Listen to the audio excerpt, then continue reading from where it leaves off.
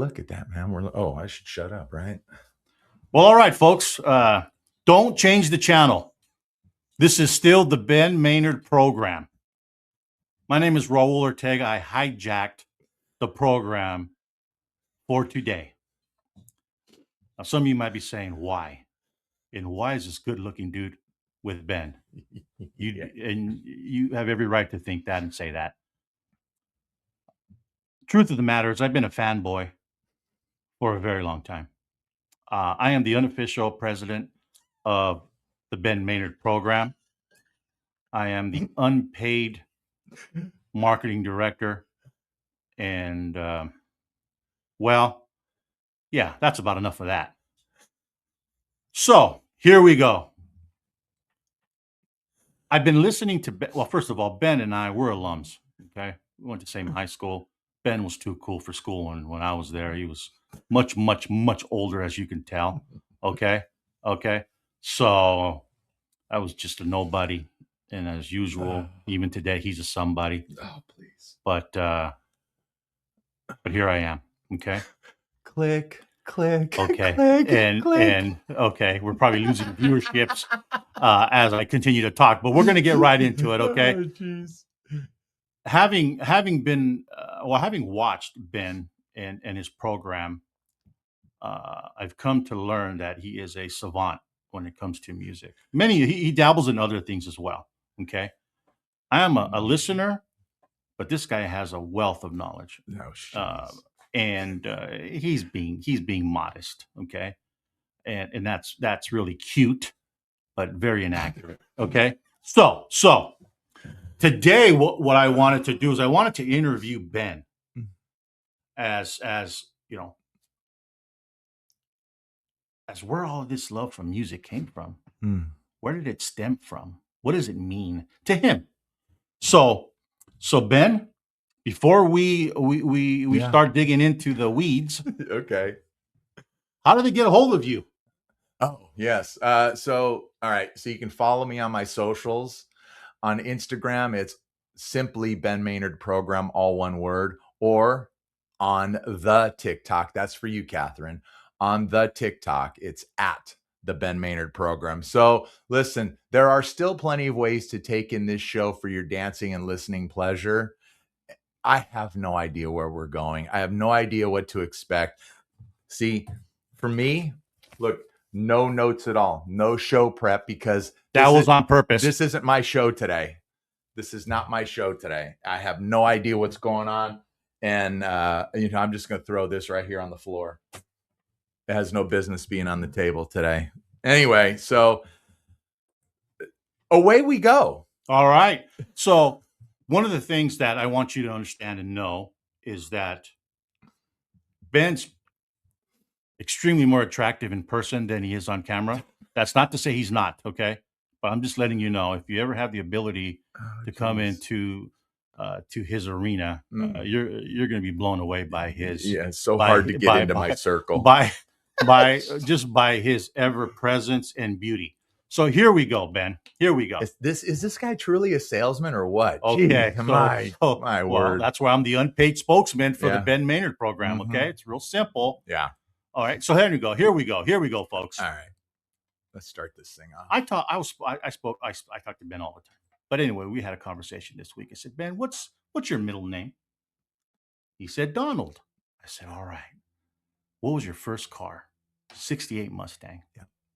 So after high school, we kind of lost contact for a little bit. So I don't know.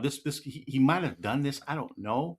But if you were a male dancer, okay, your stage name would be Donald Mustang. Donald Mustang, folks. Oh, can we just shorten it to Don, maybe? I don't know. No, Donald. Donald Mustang. Donald to the stage, Donald Mustang. Now, let me ask you this. Yeah. I'm not saying you did it. I'm not saying you didn't do it. But if you did, what would be your persona? What would be like? Would you come in like strutting? Would you come in like a little feminine? I'm not saying you are. I'm just saying. What? Yes, you are. Okay. You should see the text message. Okay, what would be your shtick?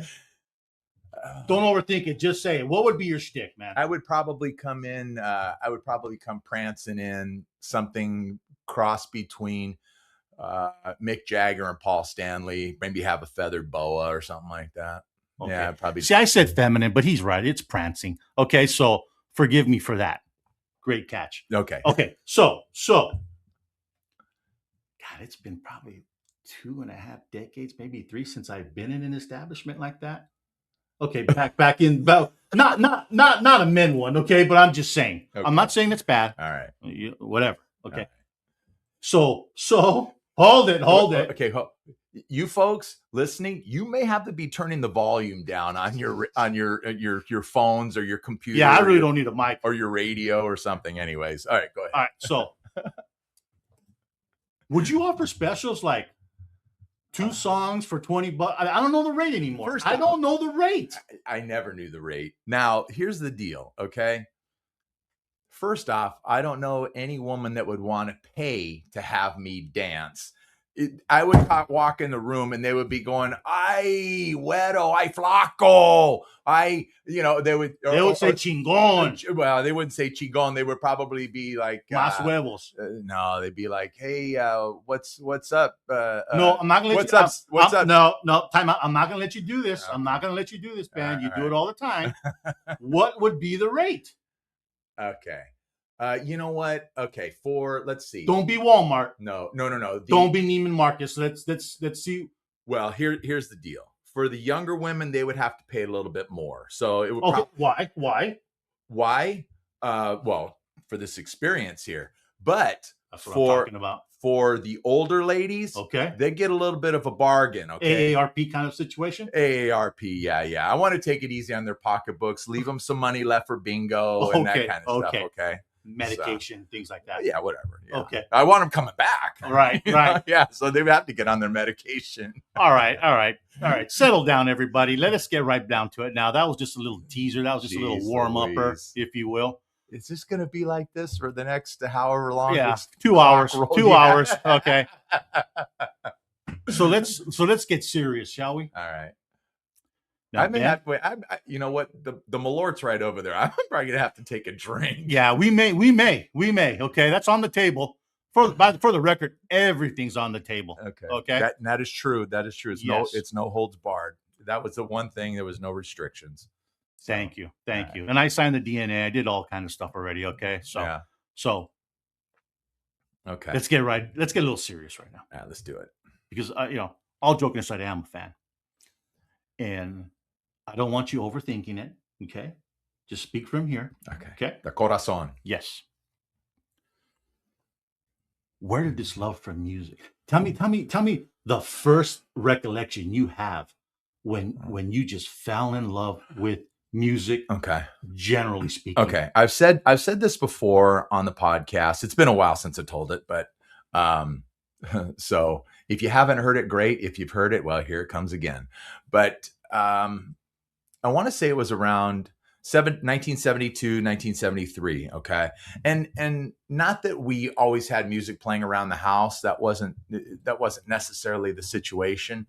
But you get in the car with your parents and you're sitting in the back seat and they got, KFI on or KHJ or something like that, always AM radio back then, and or wait, KLAC, that was the country station, Yeah. And so we'd always have music in the car. And so you get attuned to hearing music and, you get a feel for it. But it was about 1972, 1973. My mother had the 45 of the Beatles, Let It Be. And I don't remember what was on the flip side. I can never remember. In fact, I was speaking to Mario Rodriguez. He's coming on this podcast in a month or so. Sorry. But he's a huge Beatles nut. But anyway, the flip side of that single was a John Lennon song, and I hated it.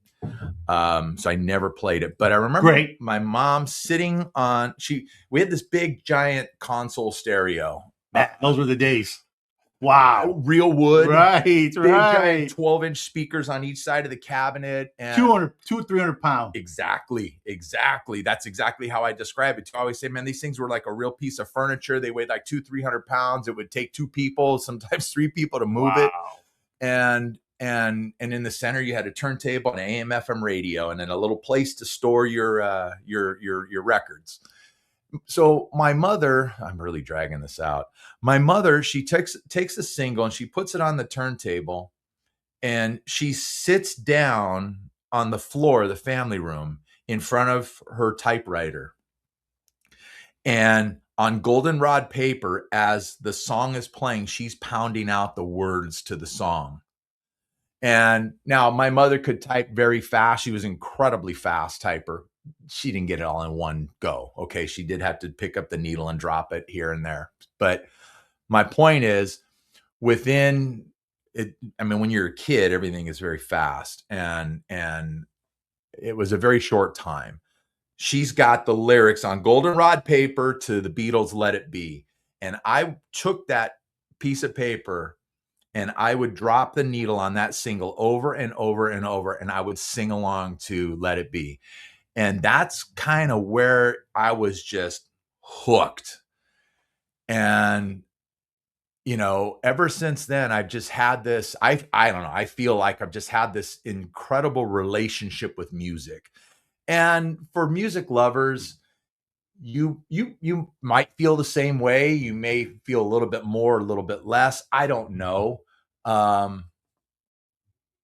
I remember at Christmas, my parents they both got my brother and I the same gift. It was an acoustic guitar, and it was a plastic open body or hollow body acoustic guitar, but it had real strings, not the plastic strings. It had real strings, real steel strings.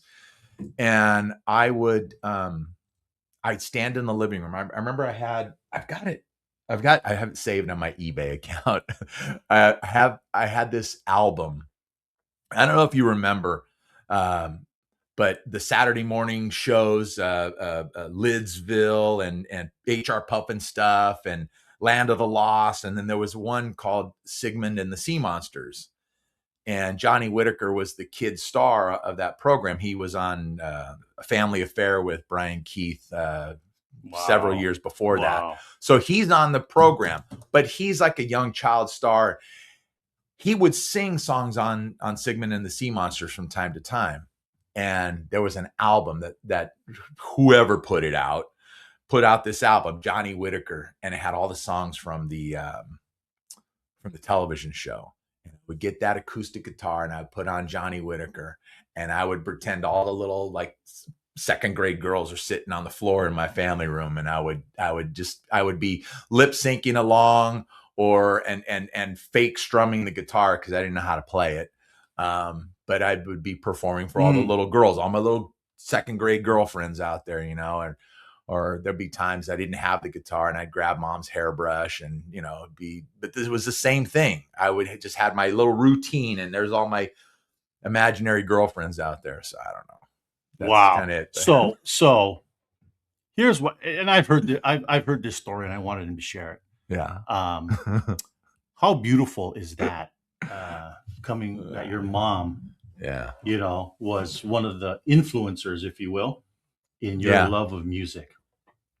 And would you happen to? Do you still have that where she typed out? I don't. Wow, that would be a game changer. That would be killer. That would be a game changer. That would be it. Because it would be plastered here. It would. I would probably have it framed hanging on the wall in the studio. Wow. And if I still had that Beatles single right alongside of it, why don't we get it done anyway? We could do it. In memory, not memory, but you know, in recollection of your mother, man. Yeah, maybe I could. That would be really, really nice. That'd be awesome. Great idea. See, this is why he's the marketing guy and the sales guy. Yeah.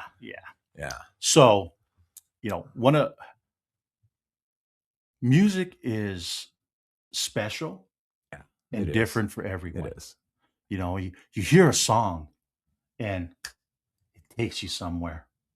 100%, right? 100%, man. Well, every time I hear "Let It Be," I picture being in the family room of my house and my mom typing that out, especially if she's typing out the words "Mother Mary comes to me," and my mom's name's not Mary, but you guys get the point. And so it's just, yeah, It hits home. it does. Wow. It does. That's And that's just that one song, right. Yeah, it's amazing. Right. So, truth be told, I'm not a Beatle fan, and I always give Ben a hard time about it. Um, I'm a huge Paul McCartney fan. Yeah. Huge Paul McCartney fan. So yes. Moving on. After your mom Mm-hmm. kind of got the ball rolling, Yeah. if you will. Give me aside from Let It Be. Yeah. Give me a song that, just one, if you can, Mm-hmm. that really moved you. Wow. In one way or the other. Moved you to get you excited, think I'd about say, girls. Okay, here's one. Almost got me kicked out of. His Catholic school. No, I was already in my late 50s. Almost got me kicked out of Club 80s. So that was about 20 years ago. Go ahead. No. Jesus sakes. Rebel Yell, Billy Idol. Man, as soon as that thing comes on, man, I am all you transformed. I am all afire. And I remember we were at Club 80s one night, and I mean the night is kind of like winding down a little bit. And apparently not for you. No. And there's two levels. Where our table was right above the dance floor, and there's a wall around the dance floor that separates it. And the DJ hit that song, and I was like, oh, yeah. It was like Jeff Spicoli. And so you're saying Donald Mustang came too? Donald Mustang was a fire. Okay. It was like Jeff Spicoli in Fast Times at Ridgemont High. Oh, hey, dude, I know that song. And I jumped the wall. I climbed on the wall and jumped down onto the dance floor, and the security came like running out. They thought I was like some drunk guy that was going to go out and, I don't know, beat up on somebody or whatever. Partially drunk. And my family had to hold them all back. No, it's okay. He's not even drunk. He doesn't even drink. It's okay. He's just heard the song. Yeah, that's the governor of Chino, okay? First of all, leave him alone. The governor of Chino. Yeah. So that one definitely gets me all worked up. So tell me about it. You jump on the stage. What happened? I was just like dancing. I think I was out there by myself. I don't know. Okay. You know what? And you know another one too. Look, take your shirt off. What'd you do, no, man? I didn't take my shirt off. Nobody wants to see that. Nobody wants to see that. That's all the reason to do it. But what happened, man? Give me the goods, man.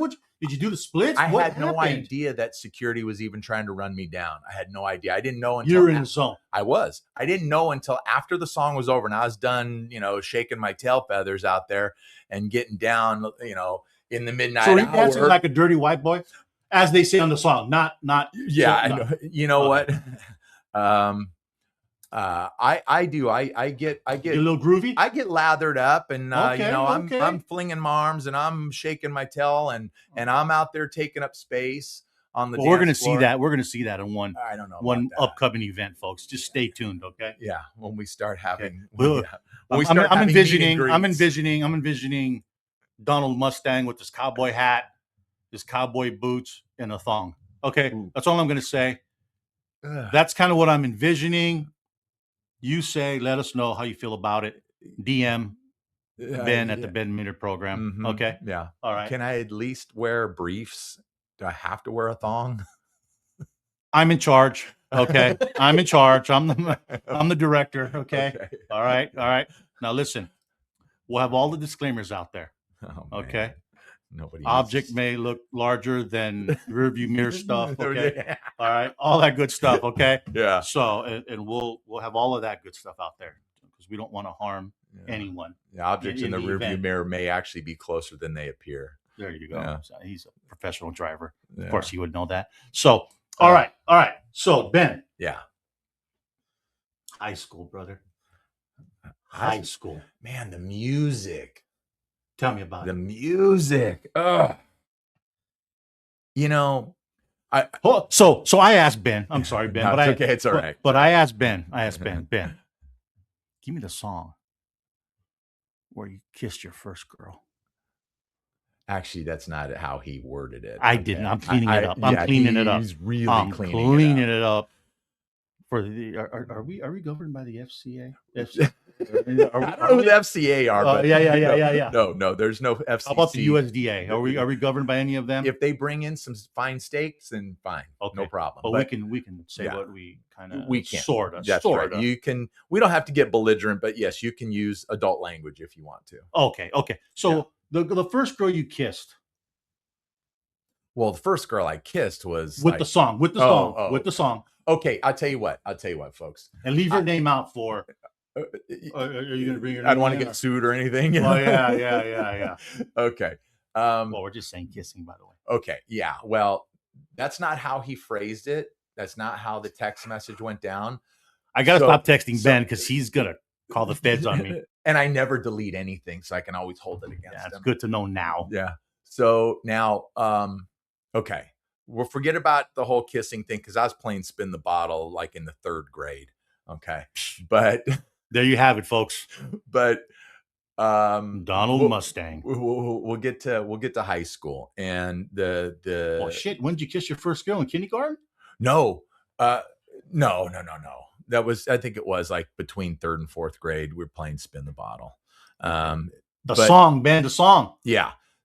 Which I'm going to take to high school, okay? Because that's what you asked. You traveled? You asked, no. You traveled that song? No. Okay. You asked me about the first girl that I, that I'm not going to phrase Move on. They get it. I became a man, all right? The first girl. Well, first of all, that doesn't make you a man, but that is true.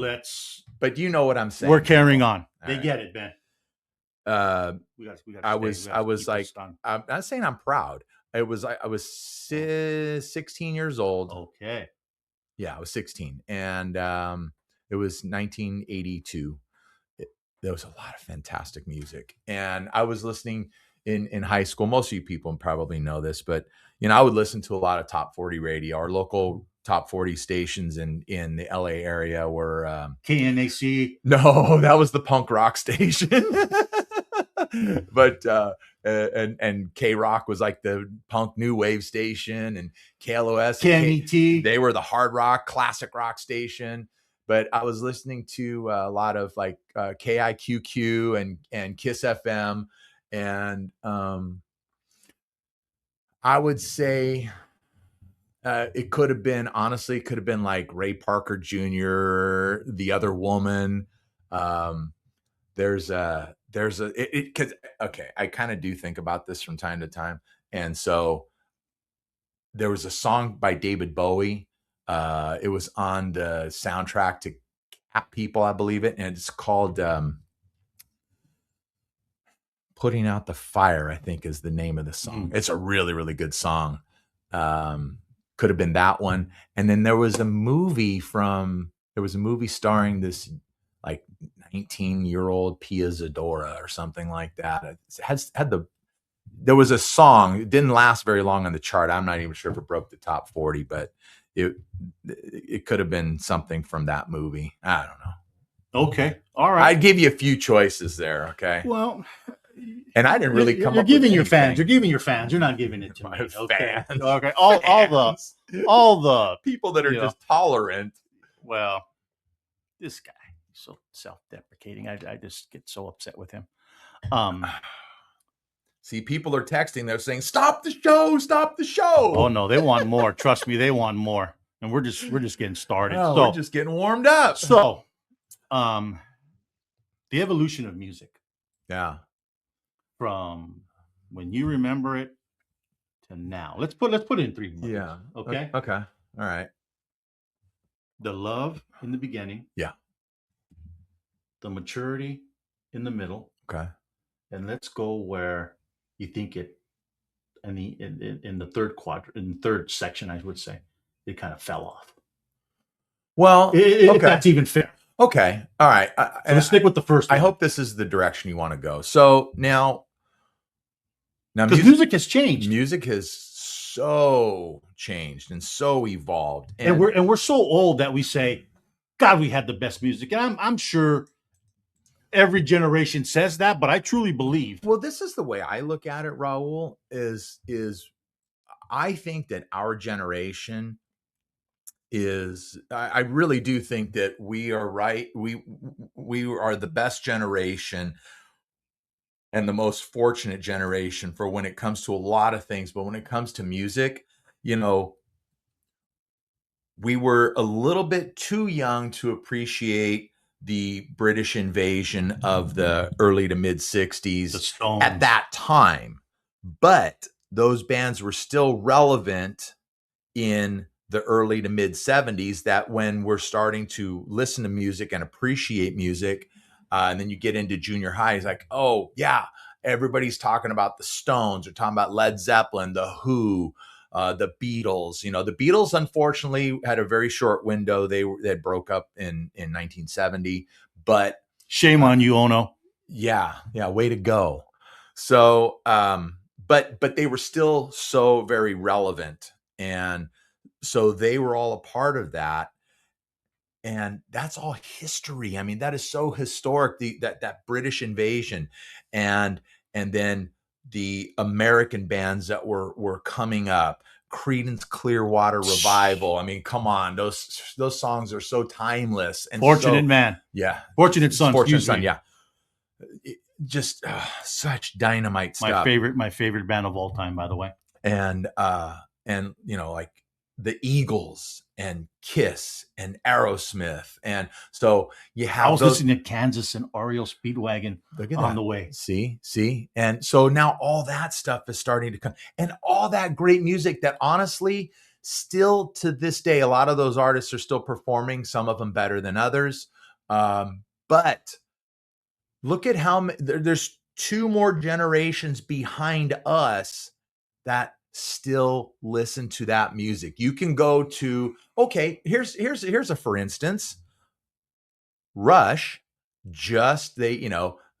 just started. They're back out on the road after 10 They're reassembled. after 10 11 years away, and post Neil Peart's death, and now Rush is back on the stage, selling out multiple nights in every city that they're playing. And it's not only the diehards and the hardcores that grew up listening to them, that were with them from the start. They're bringing their kids along, you know.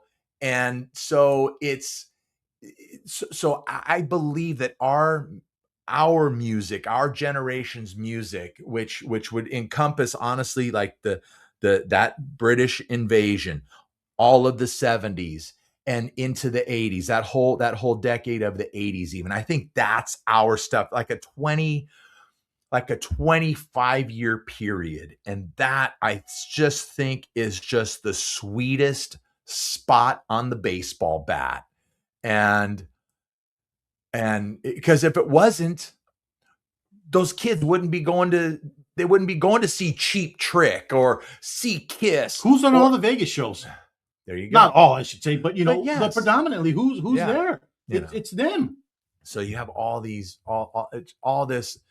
absolutely fantastic music, and that's just the rock stuff that I brought up. That doesn't include the disco era, which was just killer. I could see you on a disco floor all day long. My satin shirt and my bell bottom Angel Flights, and Did you have a gold chain, or were you? Not Not really. really. That wasn't your shtick? No, it wasn't. Okay. It wasn't. All right. But it could be, I suppose. Yeah, well, we but could travel down there one day. But yeah, there we go. But the whole disco era, Did you do the hustle? I didn't do the hustle. I love the music. That's a staple. That's a staple band I know. to the disco. The hustle has really evolved into line dancing. Yeah, absolutely. Yeah, 100%. Yeah. And then they take the hustle and they add this, that, and the other thing and change it around a little bit. But you got all those cowboys and cowgirls. So you cowgirls stole the hustle. Is that what you're saying? That's exactly what happened. Okay. But you had all that rock and roll. Then you had that whole disco stuff too, which was a short window, but it was really, really good. And I don't believe in the whole, disco sucks kind of thing. I just love all kinds of stuff. And the Bee Gees. I mean, come on, Donna Summer, the queen of disco. And even though the Bee Gees were not disco, they're known for that because they wrote the greatest selling movie soundtrack of all time in Saturday Night Fever. You know, the thing sold, I don't know, 50 million copies or something. But you know, R&B with the Commodores, Earth, Wind, and Fire. Just that good. But see, where did that come? That was in that 25-year window.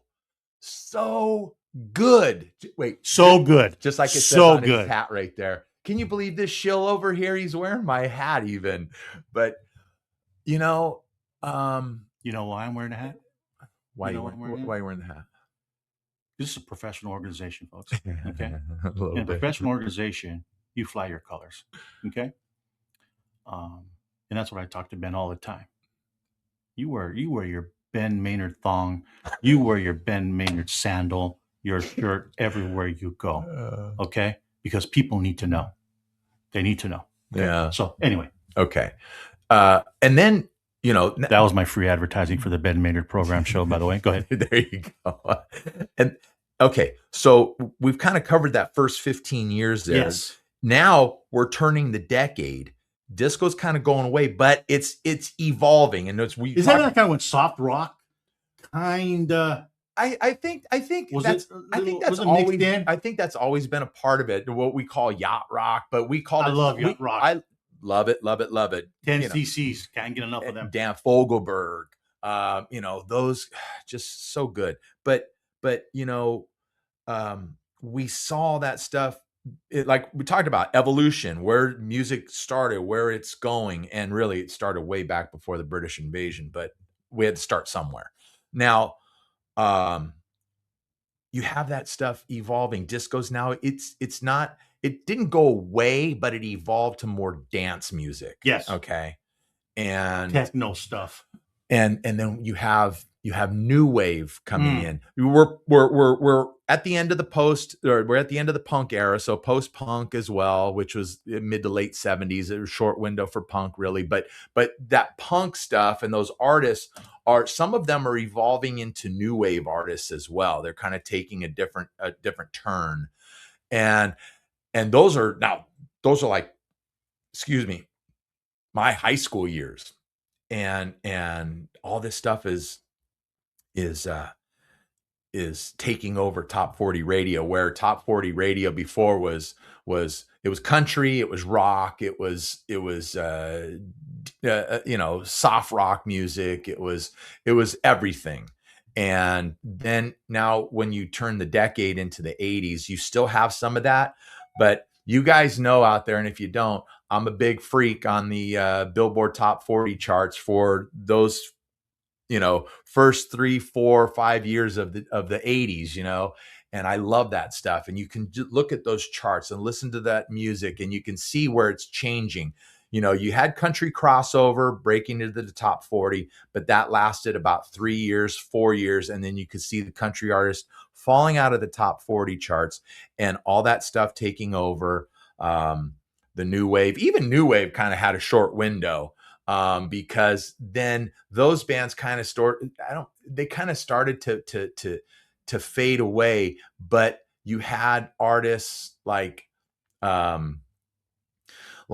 Madonna breaking into the music scene in late 83. And so you saw like kind of her style starting to really, take over on the charts. And you still had rock, you still had a lot of rock and roll on the chart as well. And I think a big part of that was MTV. MTV played such a huge role. I think MTV had an enormous influence on radio. And I think it helped out a lot of musicians' careers, because, MTV was like, started from nothing, and on August 1st, 1981, this little tiny channel that really like less than half of the country could get on their cable networks at the time was playing these videos that they were grabbing from anywhere that they could. They were a promotional video, a TV commercial for a song or something. They were playing all that stuff in their first few days. And so a lot of these artists, people had no idea who they were. but they saw the video on MTV and it's like, I kind of like that song. Then they would go seek out an album or a single or whatever. And then through that popularity on MTV, that song's breaking the Billboard charts, and now it's playing on radio. And It's like our that social kind of thing. media today, back, in some respects, in terms of getting you out there, Yeah. getting you viewership. Yeah. Let me ask you this. Sure. That was long-winded. I'm sorry. No, that's great. Soul Train. Okay. Soul Train. Soul Train. Okay. I do have a little bit of kind of a tiny, tiny story. I never. Well, Cornelius. Yeah, it actually is. Ran into him. Okay. I'll tell the story first. Bumped into him, never spoke to him, but bumped into him in an AM/PM out in the valley. Okay. I actually in the 80s, especially the late 80s, I was working out in the valley a lot. And I used to see a lot of celebrities walking into 7-Elevens and AM/PMs. And yeah, he walked into AM/PM, bought a pack of smokes, and you noticed him right away. Yeah. Come on. Right, yeah. right. He was very, very. How tall was he? Was he large? Was he tall? He seemed tall. I don't recall him being. He might have been my height. Maybe a smidge taller than me, but he didn't seem to be. Really, really, really tall. But I never really watched Soul Train. Flipping the channels, you go by it. Yeah. I never really watched American Bandstand either. Which were the two music shows, and you had the kids dancing on the floor and that kind of stuff. Totally different, but kind of the same. But they would play the hits that were on the radio too. So that was a good way to get exposure for a music listener. I'm surprised you didn't look at those two more. Because of your love for music. Yeah, I just think that I never did that because I was probably just busy out playing ball or something like that. Right. Just outside on a skateboard, playing baseball, football, whatever it was, just out in the streets. So see what he just did right now, folks. He just told you he's a world-class athlete. That's he just threw that in there. Yeah, I'm so world-class. Right. Swimmer. Definitely not. I might sink. But so you met? Did you talk to him, or you just? No, I didn't. It's very rare that I see. Even now, it's very rare that I will see somebody of recognition, notoriety, I guess I should say, and say anything. I don't know. I kind of want to just leave them in their space, and not bug them because they get that stuff all the time. Sure. So I just don't. But sidetrack, I will tell my Steve Perry story though. Again, out in the valley. Journey. Yep. This was 1997, and Journey had put out a reunion album in 1996 called Trial by Fire. My number one song I gave to you on the list. We'll get to that. Is from that album.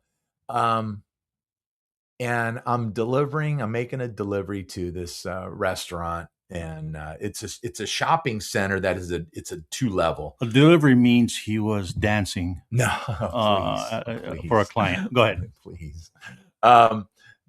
And so it's an L-shaped shopping center. I'm just trying to paint the picture, people. I come out of the elevator. My truck is parked I'm just steps away from my truck.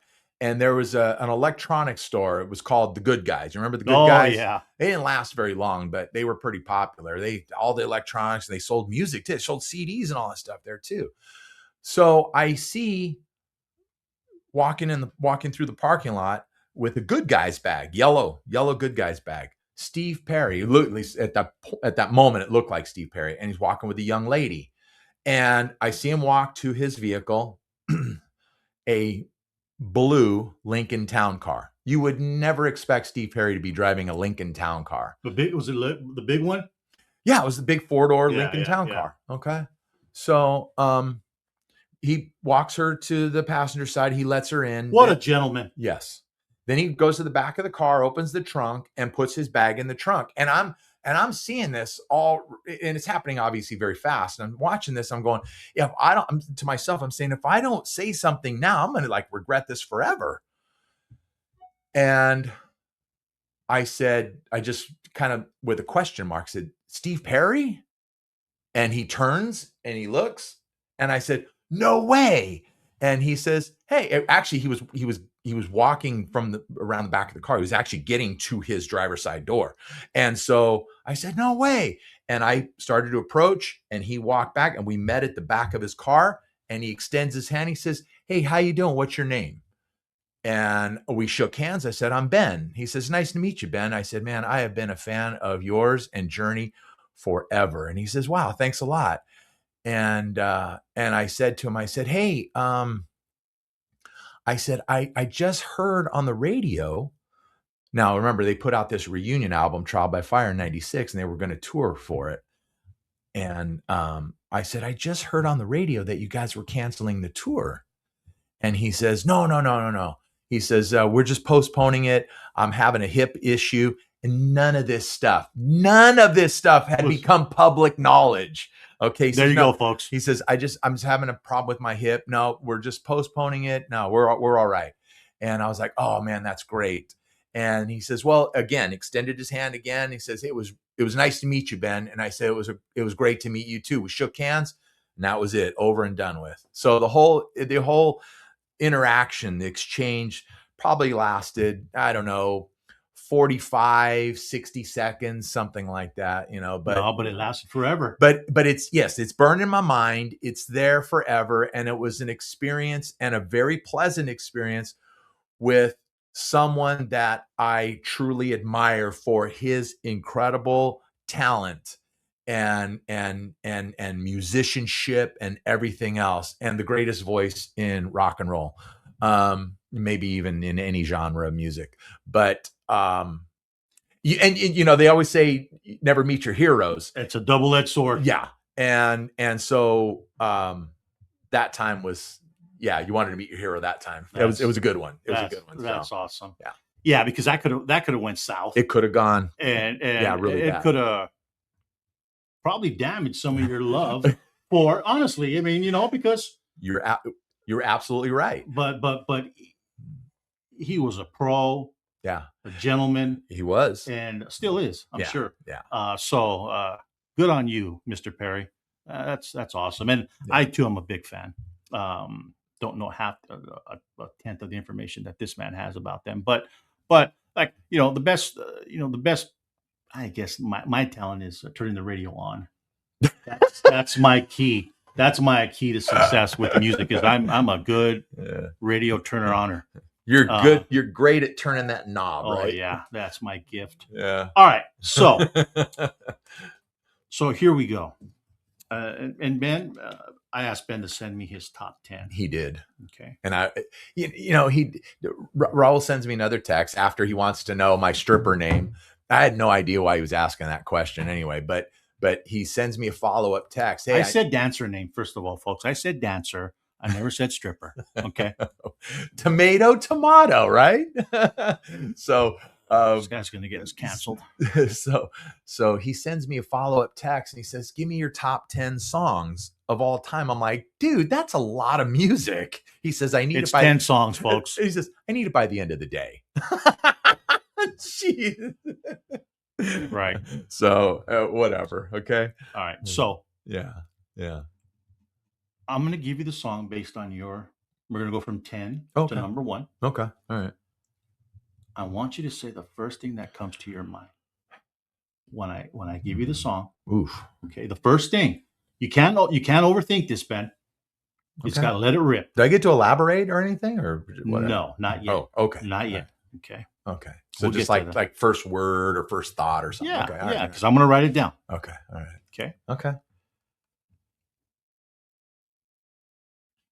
Gypsy, Uriah Heep, live, 1973. Go. My brother Jim. What? So powerful. Powerful? Yes. Okay. Because you said your brother. Yeah. Now say it. Now I want to hear it. My brother turned me on to Uriah Heep. Okay. And I was calling diarrhea heap, but go ahead. And he turned me on to Uriah Heep back in the 70s, probably around 73, 74. And he had the studio record, Demons and Wizards. I think that's Uriah Heep's fourth studio album. And it's an absolute gem and classic. And What's your brother's name again? Jim. Jim. Was he ever part of your band? No. Okay. Go ahead. No. He didn't make the cut? No. All right. Shame on you. Go ahead. So he turned me on to Uriah Heep. I remember the first three albums that I bought. The Johnny Whitaker one, that doesn't count because I didn't buy it with my own money. My mom bought that one for me. Okay. No. No, I'm a square. Okay. I'm a law-abiding citizen. So the first three records I bought with my own money were Demons and Wizards, from Uriah Heep, Uriah Heep Live in 1973, and the soundtrack to Rocky Horror Picture, or not Rocky Horror Picture Show, the Rocky Horror Show. Difference. There's a big difference there. Did you ever go to the theater and play act and all that good stuff? Yeah, I used to do that. Yeah. It was when we were in high school. We would go and we would smuggle in toast and rice, and I don't think we had any squirt guns. I think somebody else in the audience had those, but I think we did take cards because there's a line in the. Did people get dressed up? We went to Pointy Hills Mall, so we weren't in Hollywood. I think a couple of people did, but not crazy. Okay, not crazy. But I remember the beginning credits of that movie. People were up at the front of the screen doing all this dancing and everything else. Okay, so that's that. I get that with Gypsy. It's absolute fantastic song. And if are they still they're still active? They were active as of about 2 years ago. Okay. They were supposed to do a farewell tour. I don't know how that all worked out because they're from the UK and they don't come to the United States real often. But fantastic band, absolutely, just so good. But Gypsy is so good. Yeah, so good. Gypsy's my all-time favorite Uriah Heep song. Okay, yeah, all right. Number 9, folks. Yeah, number 9. This is gonna be long. Deuce, Kiss, Alive 3. You wanted the best. You got the best. So what word are we using? The best? Remember, what one word that comes to your mind? You said powerful. Okay. See, that's why I got to keep this guy on track. The best. Okay. The best. All right. We're going to number 8. Okay. I'm going to pick and choose when you get to elaborate. Okay. All right. Number 7. I Need You. Warren. 2 words. So good. I'm a huge Foreigner fan. Heavy. There's another one. That's a third word. Okay. Can I give you that third word? Heavy. It's heavy. It's got a heavy bass line in it. So I'm gonna allow Ben to elaborate on this one because I am a huge Foreigner fan. Huge. Yeah. As well as I am too.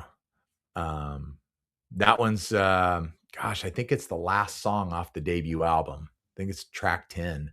And I bought that album many years ago. I think my first Foreigner album was Double Vision though. Bought Double Vision first and then went back and got the debut album.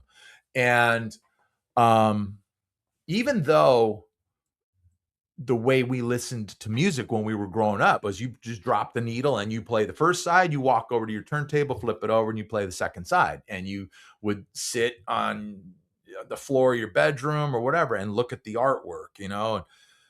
And that was a song that it got away from me. I didn't pay attention to it. I didn't really become familiar with that song until many years later. Mm-hmm. And I'm like, man, I missed out on this one all those years ago, but it is so good.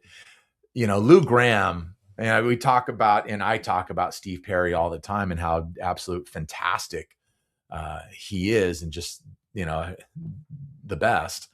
Lou Gramm, Oh man. Oh man, Lou Graham, something else. And the fortunate part is I've had an opportunity to see both those guys perform, several times. So Lou Graham, man, wow, what a voice too.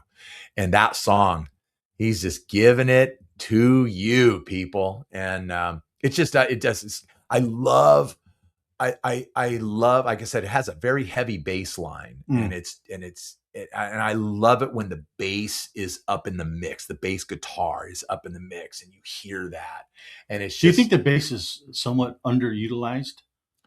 I think so. Okay, when it comes to music and a band, the bass, guitar, and the drums, that's your engine room. Okay, that's what gets everything going and keeps everything in rhythm and in time and all that type of stuff.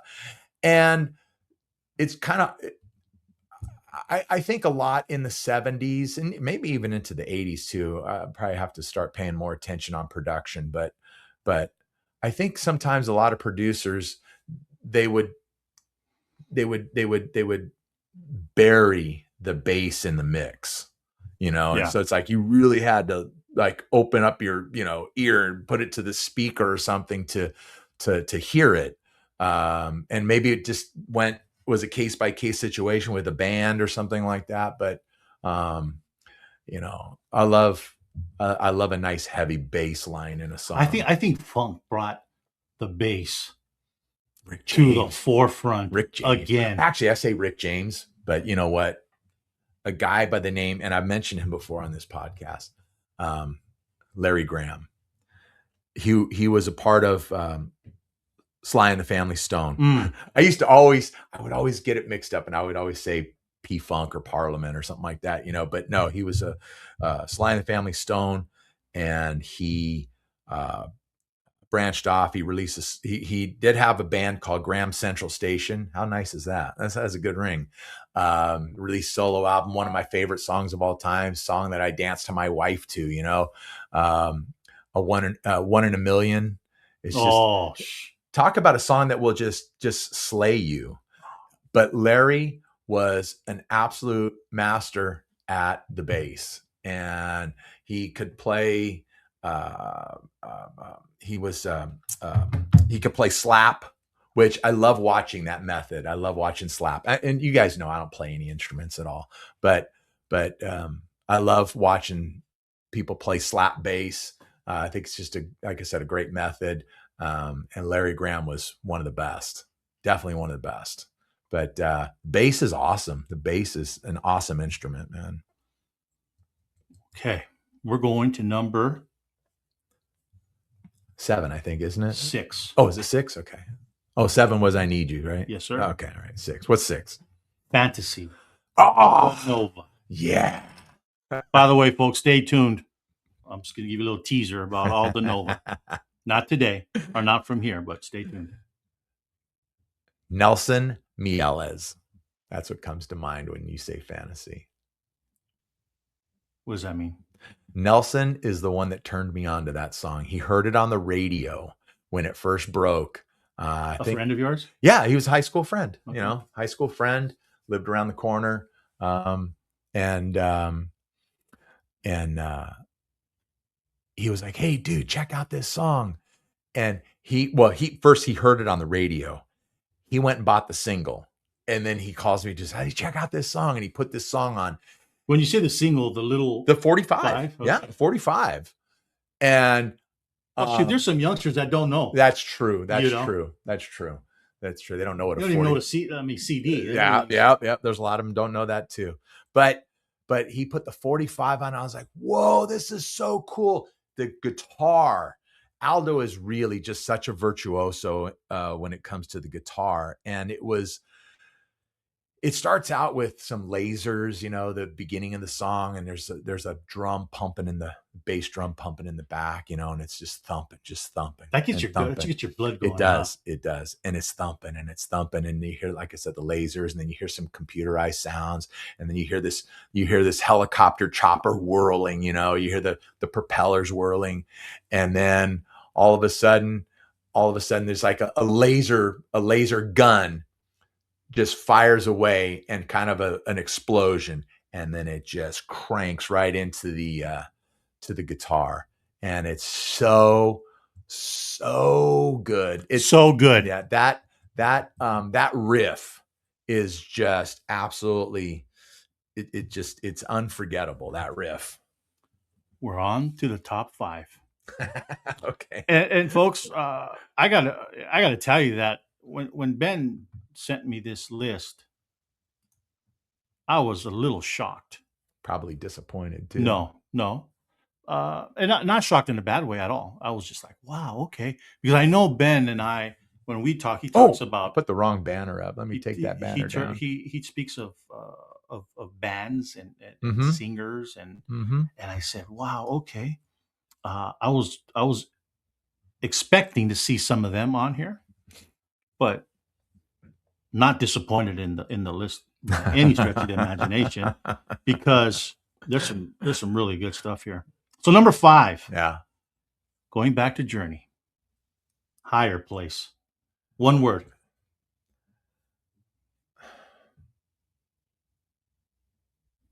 This doesn't happen often, folks. Fabulous. Fabulous. Yeah. I don't want to repeat myself, but yeah, the first time I heard that song, I was like, this is, yeah. So, number 4, Mm-hmm. Turn Me Loose, Lover Boy.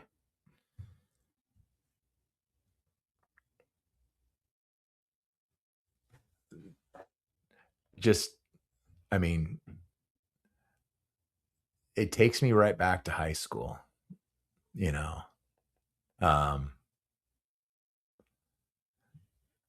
I didn't hear that song until I came into Loverboy. So I'm gonna write high school. Okay. All right. No, go ahead. Can I elaborate Yeah, on this? absolutely. All right. So I came into Loverboy on Working for the Weekend, probably just like most everyone did. Turn Me Loose was off the debut album, or it is still off the debut album. Okay. So, Well, they didn't change it. no, they didn't change Okay. it. And so This guy. So they The Ben Maynard Program.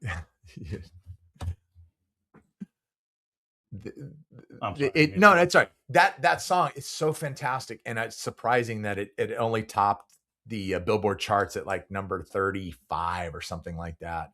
It didn't even break the top 30. But I This is what didn't. I'm talking about, folks. Such a nerd. This guy knows. But I didn't hear that song. At least I didn't recognize. Gorgeous nerd. Remember, please. I don't remember hearing that song. Okay. But Working for the Weekend, it's got that. Oh yeah. Cowbell, boom, boom, boom. It's More like cowbell. Yeah, More cowbell. 1, 2, 3, 4, and then boom, it kicks right in. And so I was hooked on Loverboy from the right from that moment, and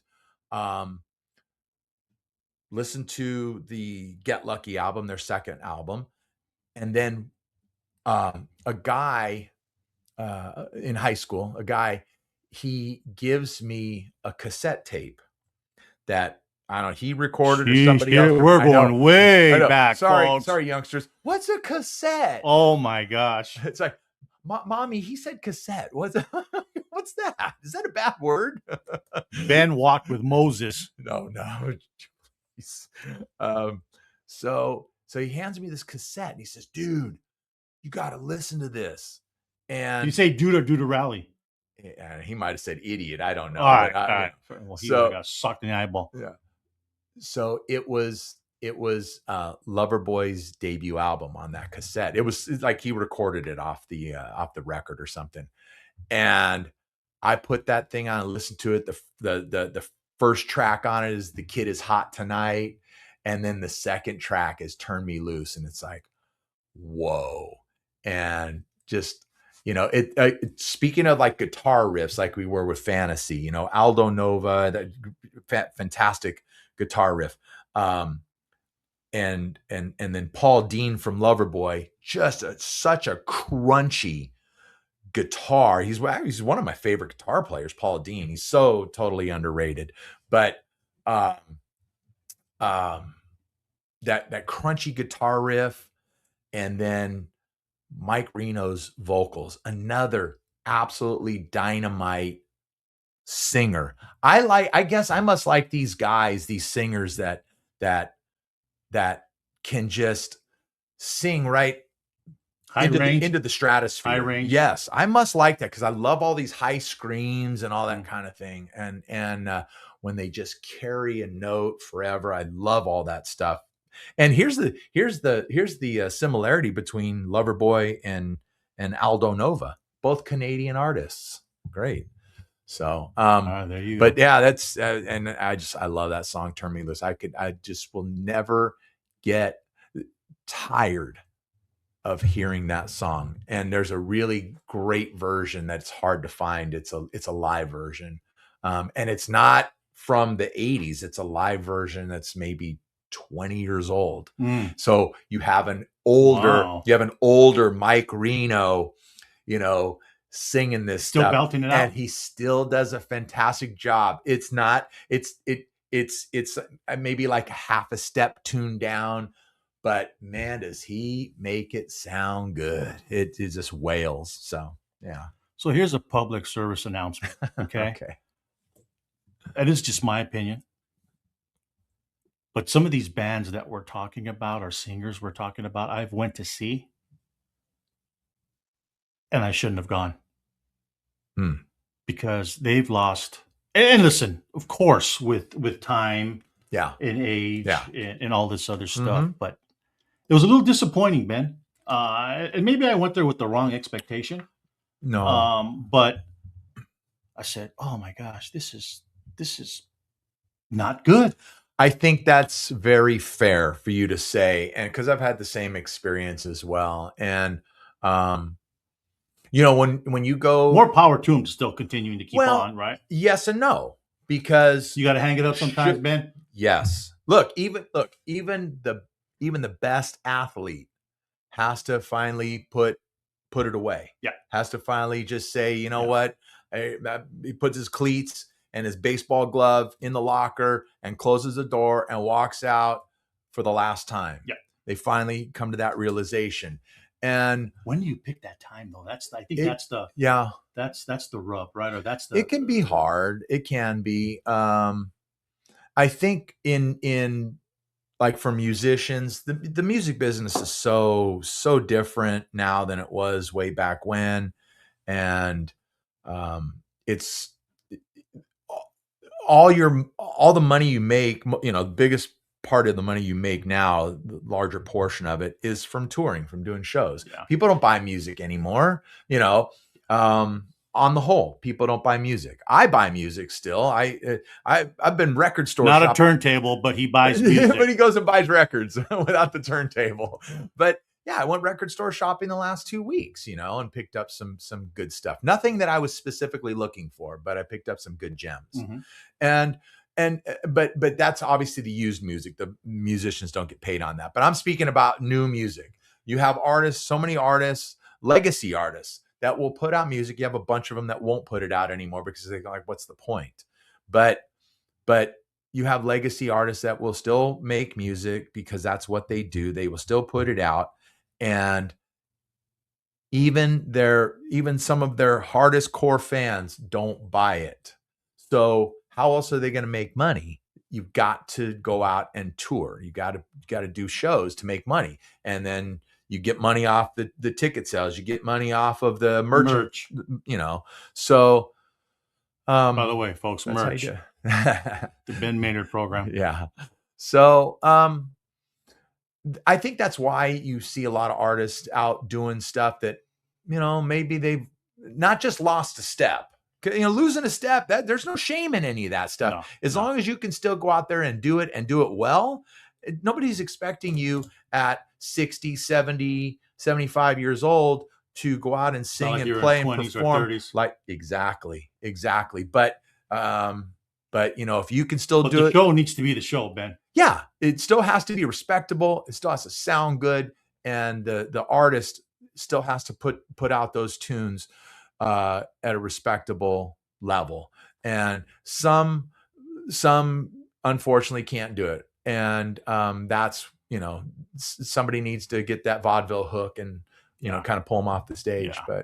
But yeah, so I hear you. It can be disappointing, especially when it's somebody that you truly, truly admire and you just have a great love for their music. And there's nothing when it comes to music, the great part about it, there's nothing better than going to see your band that you just love so much, and every song and Every word of every song, every guitar lick, every drum solo, every fill, and they're on fire that night. I mean, that is so good. And then by the same token, you want that same thing, and then it falls flat. Yeah. And you're like, oh man, no. So me and my wife went to see Smokey Robinson probably last year. Wow. But let me tell you something. That guy still has fire. He still has fire. At the Hollywood Bowl. Yeah. Unbelievable show. Yeah. The guy just brought it. And he's up there. Yeah, he is. But he's still belting it away. Good for him. Yeah. Yeah. No, good for us, actually. Sheesh. Yeah. That was amazing. It was amazing. And I went there with a little bit of we're gonna get kind of attitude. Oh, yeah. No. He delivered. Smokey's the man. Yeah. Smokey's the man. Hey, they had a television ad for what they were selling a Smokey Robinson's and the Smokey Robinson and the Miracles package, it's like a greatest hits package. And I remember this was in the 70s, people, so most of you don't even know. But they probably weren't born. Yeah, probably. So there was a guy. Of course, it's all scripted and everything, but it's supposed to be off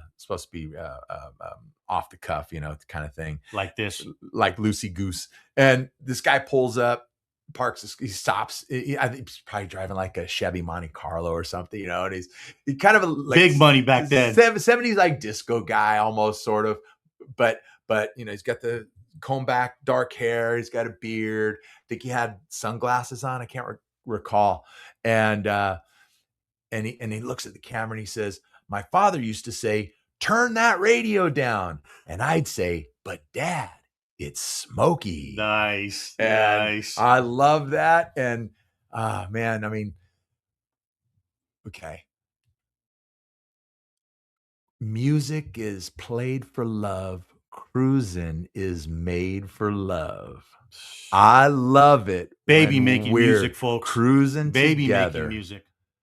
Yeah. All right. Man. Well, there you have it. You have it. Are you telling me? Come on. Jeez. It's great you brought up Smokey, man. Smokey's awesome.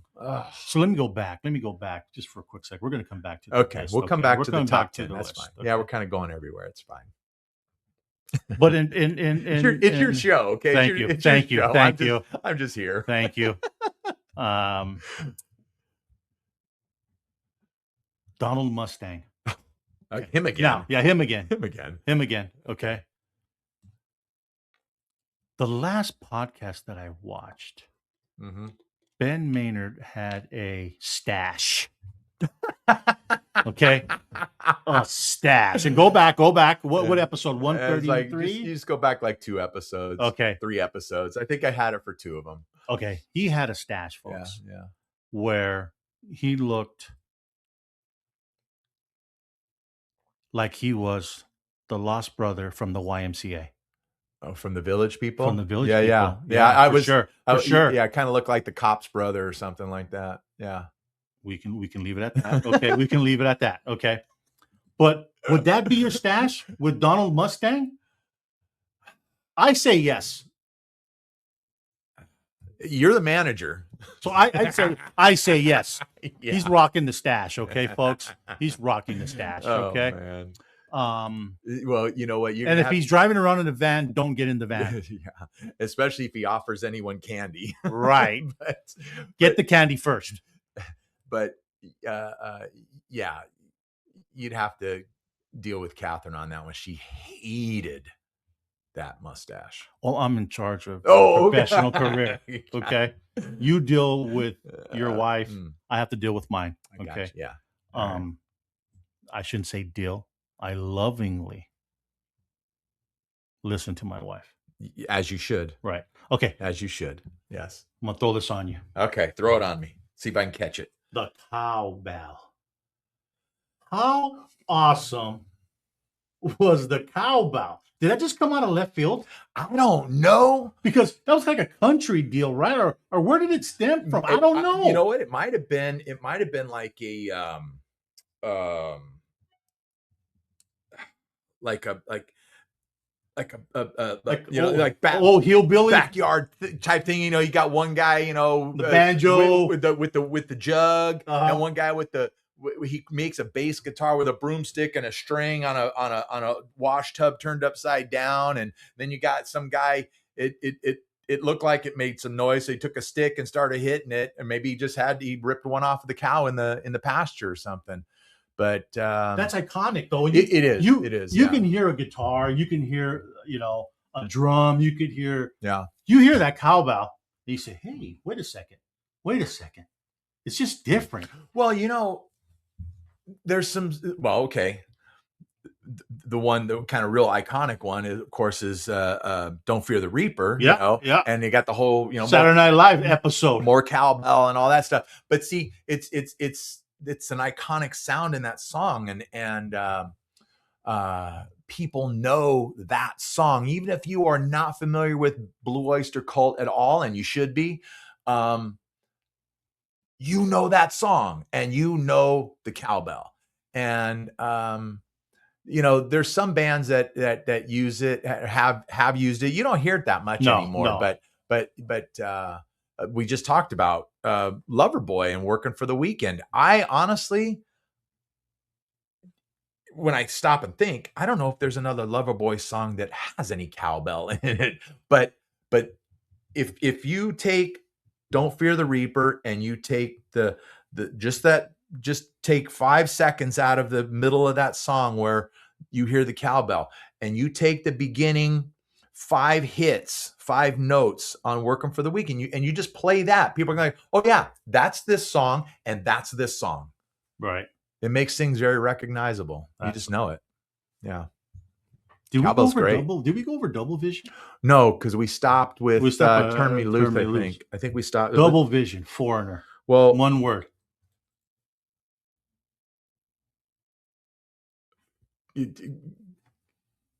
The Forum, 1982. That's more than one word, but it's short.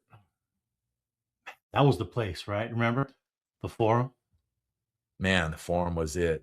That was it. When a band came, the Lake Show, Prime. All of it. It was all in one. The sporting events and the concerts. Man, what an iconic arena! And I mean, it's back, but it doesn't have that same luster that it had. Even though it's so up to date. And they cleaned it up. Yeah, they cleaned it up. And it's solely for live concerts, period, now. Right. And it's got the best of everything in it. It doesn't have, like I said, it doesn't have that same everyone luster. Was at the Forum. I mean, every genre played at the Forum. Yeah. Why do I know that? I used to be security for events back in when I come back from college. CSC, right? Is it CSC? That's something event. It's been such a long time. CSC, the yellow jacket. The guys that wear the yellow jackets that say event staff on the back. Yeah. That was Raul. He was the big heavy, Edge of Blade. Edge of the Blade. It's my favorite Journey album, Frontiers. It's track 1, side 2. So we're gonna go with track 1. The word. Oh, you just want. Well, we can elaborate, but I just wanted the word. It's so hard. I mean, I could just Frontiers. All right, so hard. There it is. Frontier. So hard. Oh, okay. So hard. I don't know. It might be. It's pretty close to Journey's heaviest song. It might be. They have a couple of heavy tunes off of the Escape album also. Great album. Yeah, it is.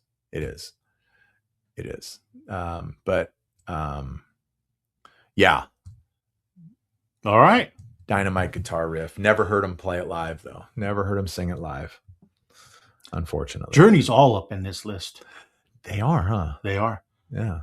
Message of Love. I told you guys. Opening track to Trial by Fire. And it's amazing that I would choose that song to be number one on an album that came out. It came out 10 years after Journey's last album featuring Steve Perry, okay, which was Raised on Radio in 1986. So it was a whole 10-year stretch. And Trial by Fire is the last album to feature Steve Perry on vocals.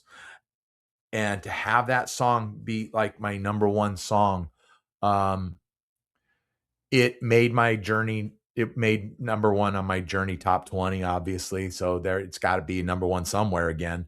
And it's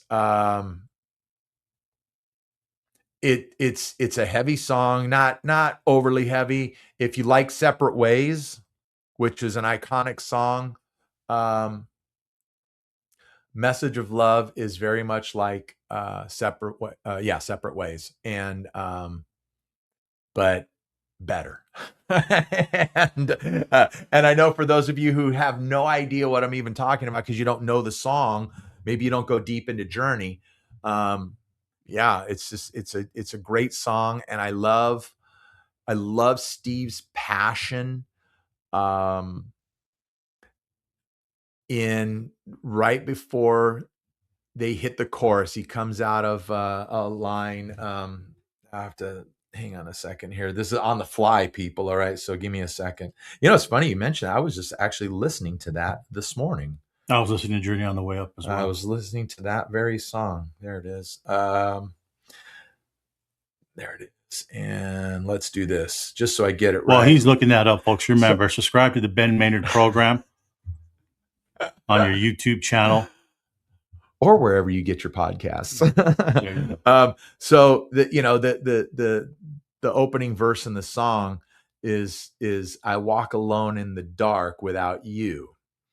And deep in the shadows, I run without you. And here I stand, the king of fools. Now, this is the real cool part. It says, now love is here, but where are you? So it's now love is here. Where are you? And then he's so passionate. He says, and you have to listen. He says, oh yeah, not, oh yeah, not like that, but it's, oh yeah. And, those kind of little, I don't know how to describe them, but those kind of like those little things in songs, whether it's just a single note or a drum hit or that, it hooks me, and it just gets me right there, right in the chest. So I'm really, really glad, Ben brought up the listen part, because for a long time I would hear music, hear it, right. But when I slowed it down to listen and really pay attention to the lyric, the story. Exactly. And I said, wow, okay. That's it. It made the song different for me. There's a guy. I think we hear, but we don't all listen. It's like when our wives say, or when you tell your wife, yes, I heard you. And she says, yeah, you heard me, but you're not listening to me. That's when I repeat every word she told me. Yeah, but it's the same thing. Yeah, we hear the song, we hear the music, but are we really listening? And so I would encourage everybody to really, take a stab at listening. And I'm sure all of you already do, but if you don't, because I think you'll have a deeper and different appreciation. Completely different, especially, I know there's some software that's available out there now that it's a service you have to pay for, unfortunately, but then I guess you plug a song into it and it will separate all the tracks in the song. and then you can put it all back together as well. Mm. And what a great thing. I don't want to pay for it, sorry. But what a great thing to be able to do, to break a song apart by its individual elements and listen to that. Like I was saying, the bass, guitar, and the drum is the engine room. First start with the drum track and listen to that, and then add the bass line in, and you're like, okay, now I'm getting a feel for the song. And then you bring in the rhythm guitar, you're like, oh, now I see how it's coming together. Then you completely separate the vocal track. You listen to the vocal track only, and you're like, wow. And then you'll start to hear stuff coming from the singer that you didn't hear before. Same thing with a guitar track or even a bass line, because like I said, a lot of times the bass gets buried in the mix, and you might hear something that you're like, wow, that's how the bass sounds on this song. Wow, I never realized It's it. like watching a movie twice, right? So yeah, you get a little different, yeah, different vision, when you can, different experience. when you can break it down, man, and then you just put it all back together. You never listen to stuff the same way again. But I wish I would. I shouldn't say wish, but if I feel like paying for the software, maybe I will one day. But I don't know. This show. Well, you are the software, Ben. So I mean, you're not missing anything, or we're not missing anything. Yeah. One of my. Go ahead.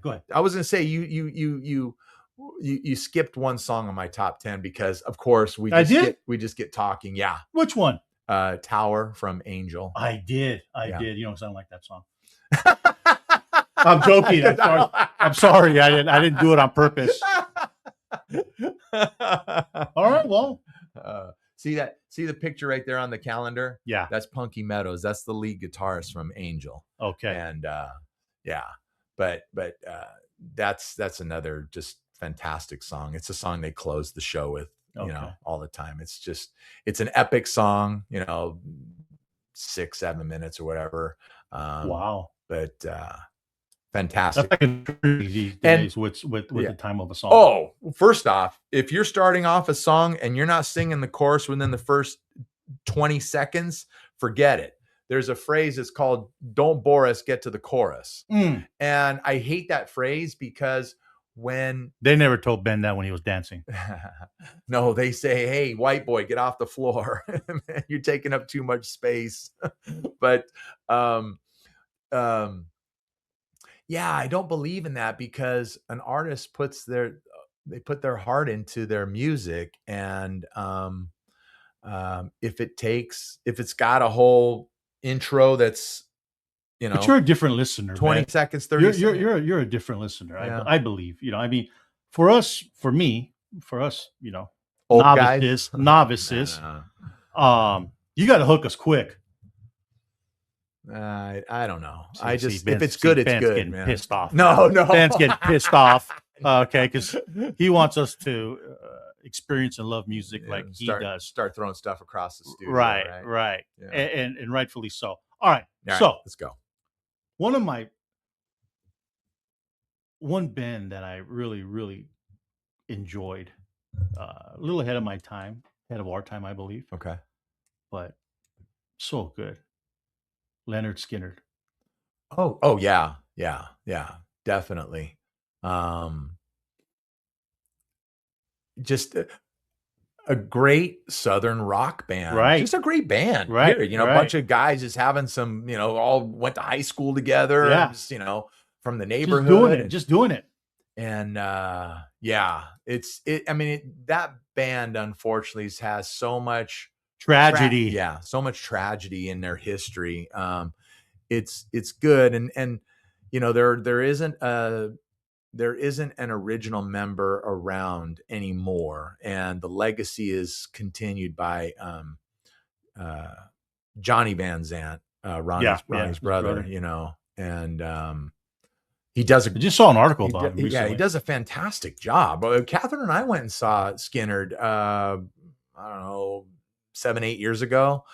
And they put on a fantastic show. And here's the thing that you can appreciate about them too. First off, they're always going to have, class musicians, to cover that stuff. And, the tragic thing with Skinner is that first, if you're not familiar, the band put out one of their biggest albums, and right upon or just before release, it was right around that area. It was Street Survivors. They were in an airplane, and the plane crashed, and I think it was 3 members of the band died. Yep. Lead singer. And lead singer Ronnie Van Sant, lead singer and chief songwriter. And so they didn't really kind of know where to go from there. But they did pick themselves up. They continued on. It was sometime later, but like, it's like one at a time, the remaining band members died, a sickness, illness, that kind of thing, and so they passed on. And even to the point where Ricky Medlock was. This is what I'm talking about, folks. This is exactly what I'm talking about. Stay tuned. Pay attention. Sit up straight. Pay attention. This guy is a wealth of knowledge. He had no idea what I was going to talk about. And here we go, folks. We're getting into the weeds, okay? Get some coffee. We're just getting started. The stupid stuff. So the dumb stuff here. The nerd stuff. So now Ricky Medlock. Where the gold is, folks. Where the gold is. I'm hoping that I have it. I'm hoping I have it right. I'm hoping that the memory hasn't completely gone. They consider him not an original member, but he kind of is an original member. And Ricky Medlock's a guitarist, but he doesn't tour with the band. Yeah, he kind of came in like. It was like I think like a couple. Right? I think it was like a couple 3 albums later. But and I don't go deep into Skynyrd, people. I don't go deep, but I dig them. I love them. But he played simple, man. But he played. You hold that thought right there. Let me finish my thought, and we're gonna go. But Ricky Medlock, please check my math on this. Played drums on the debut album for Skynyrd. Now I don't know if he played drums on the whole album, but I know he played drums on that debut album, and then was gone. Okay, and then came back on guitar. A few albums later, and was with the band for many, many years. But he's obviously age, health, and all that kind of stuff is crept in. So I don't believe he tours with the band anymore. I think it's just Johnny now. But Simple Man,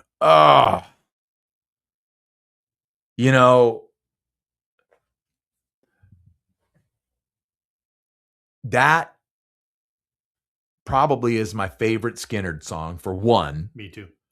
And 2, people, if you're not, you just gotta just Google go listen to this song, Pandora. Dude. And that song is so incredibly heavy. Listen to the lyrics. It's lyrical content, but with that bass line in there. The bass line in that song makes that starts off. But it's almost a dark heaviness to that song.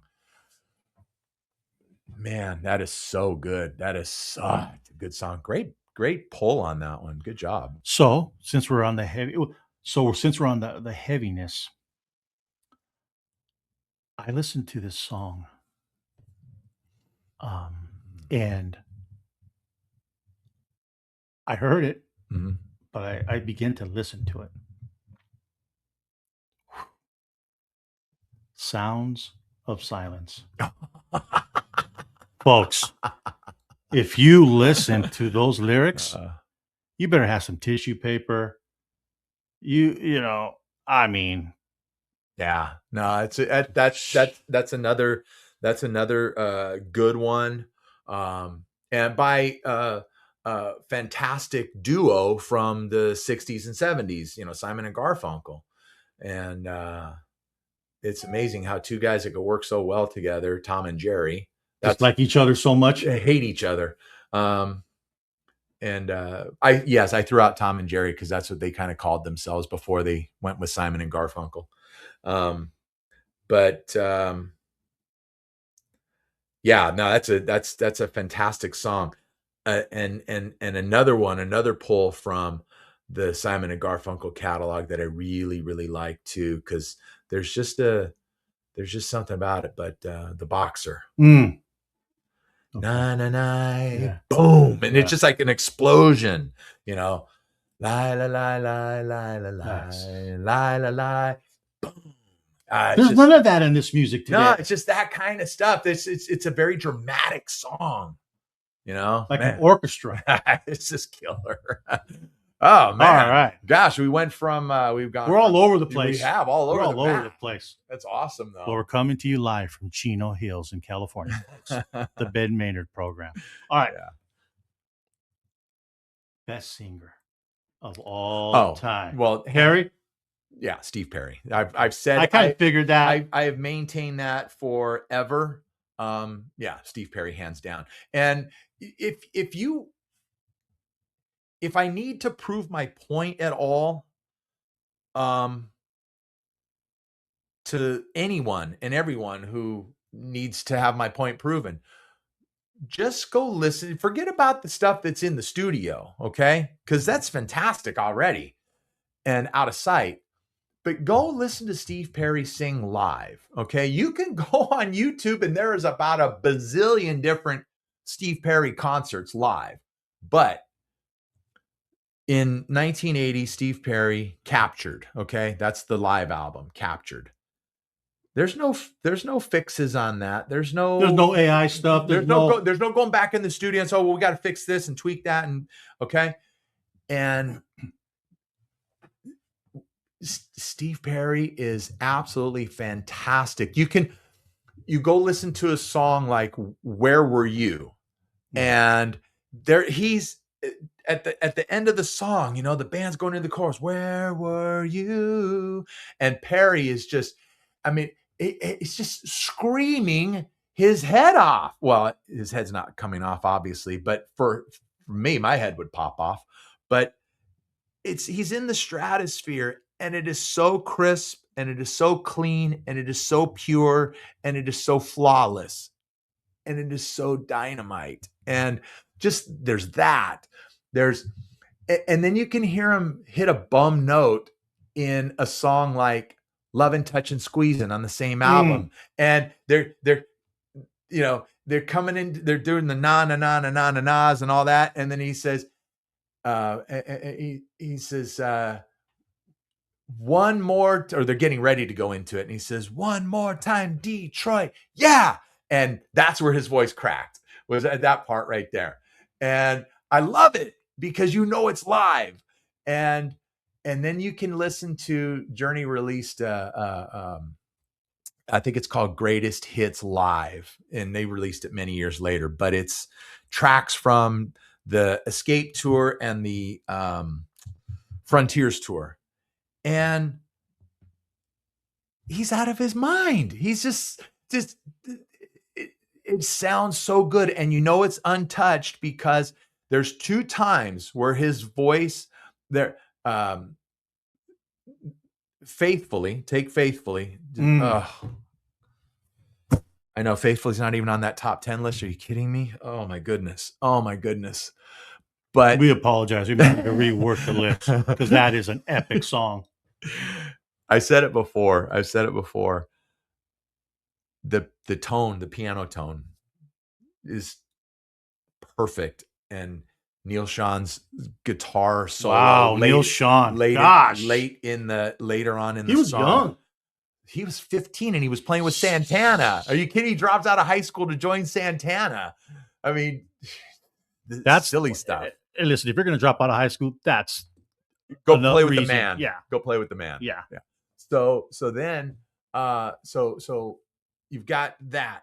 And then you've got, and I am in no way, shape or form, minimizing the work of the Engine Room, Ross Valerie and Steve Smith, because those guys are absolutely. And you know what? I'm going to go back to the record store. Steve Smith has a solo project called Vital Information, and I need to go buy it. I saw it at the record store last week. And we're going to have a GoFundMe page for a turntable, okay? I don't know when I'm going to put it out. And listen, it's not because Ben needs the money, okay? That's not the reason. But I don't know why he won't get a gosh dang turntable. Pull the trigger. A turntable. Yeah. There's records, albums all over here.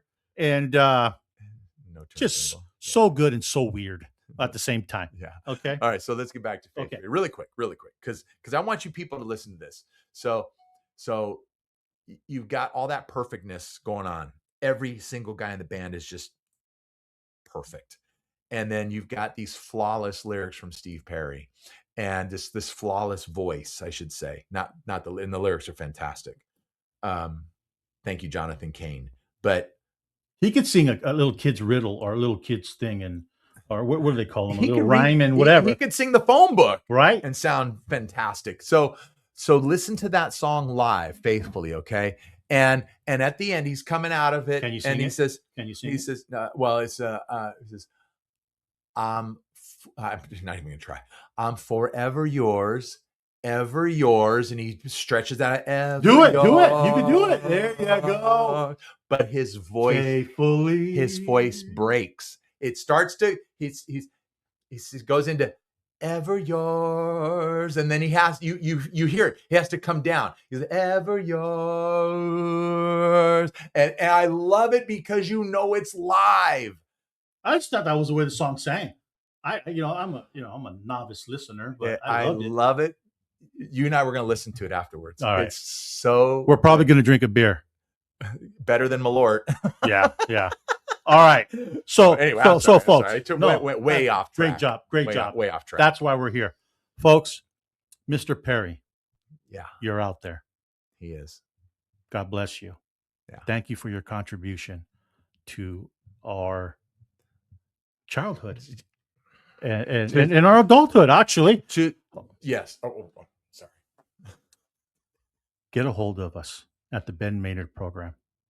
We would be honored and love to have you on Ben's podcast. So there's people there that know Steve, and huge fans, Mr. Perry, huge fans. Mm-hmm. So let's make this happen. Do what we have to do. And thank you, sir. I didn't mean to cut you off, but I wanted to thank Mr. Perry.